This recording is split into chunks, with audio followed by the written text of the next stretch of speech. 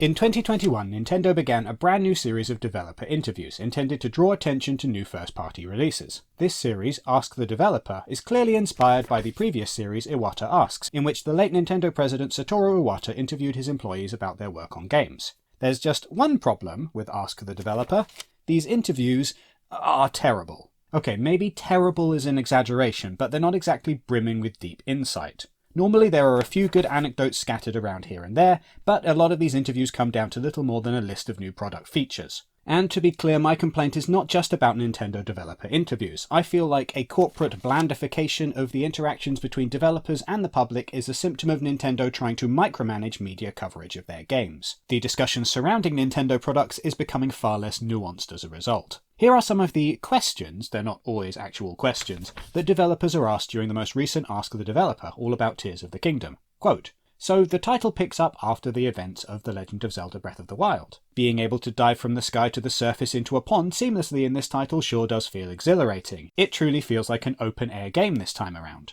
So you're saying that being able to look over Hyrule from above and descend from the sky further expands the scope of the gameplay, right? Since this is a sequel, The Legend of Zelda Breath of the Wild is the foundation, but I see there are also various considerations for new players as well. By the way, if you're using the same world, don't you need to put effort into creating differences in the graphics and sound?" To be clear, I'm cherry-picking these from the first page of the interview just to highlight my frustration, but do you see what's wrong with these? First off, while there are questions in the interview about the actual development, a lot of the questions are just asking the developers to describe features that are in the game, for which you could just as easily read a press release. Another issue is that when they are asked to give genuine answers, they're often asked yes-no questions without much room for going into detail.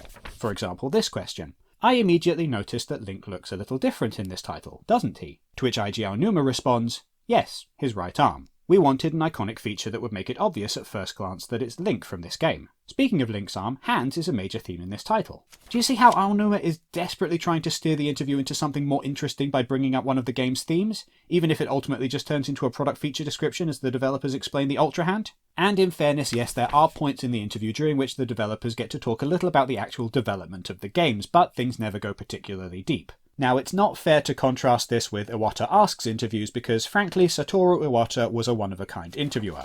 You don't normally get company presidents doing developer interviews, much less presidents who are themselves talented developers who often contributed crucial computer code to some of the games being discussed. But even so, Iwata conducted interviews, I suspect, because he liked interviewing his staff.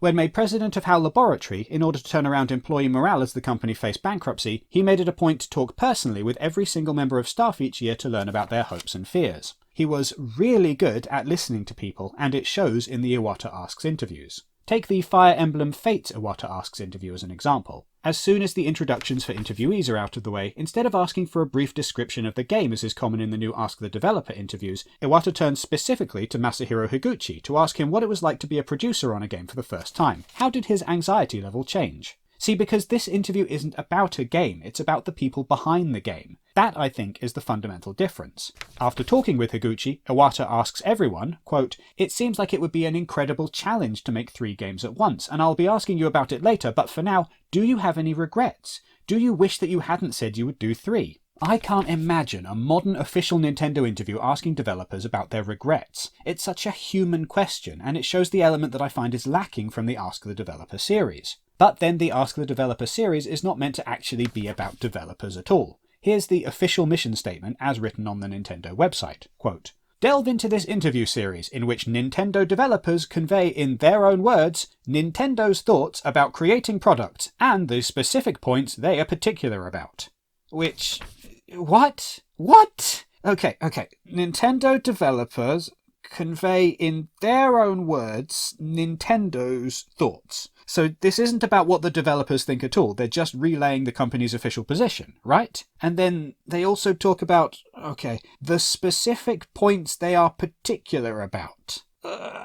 So Nintendo developers tell you what Nintendo thinks, and also talk about stuff they have thoughts on is the best way I can rephrase that. I really, really hope that this sentence was written by an AI. I don't want to have to imagine a poor copywriter at Nintendo of America getting paid too little money to come up with new ways to say absolutely nothing of value. In contrast, I'd like to turn your attention to the Iwata Asks interview for The Legend of Zelda Spirit Tracks, which starts with an apologetic member of staff telling the interviewees that Iwata's last meeting was running late and that he'll be there shortly. Then Eiji Aonuma, Takashi Tezuka and Toshihiko Nakago, three of Nintendo's biggest deals, just sit and chat for a few minutes. The interview is far more candid, a lot less polished, and far more insightful about what these developers are really like behind closed doors. And this wasn't just Satoru Iwata.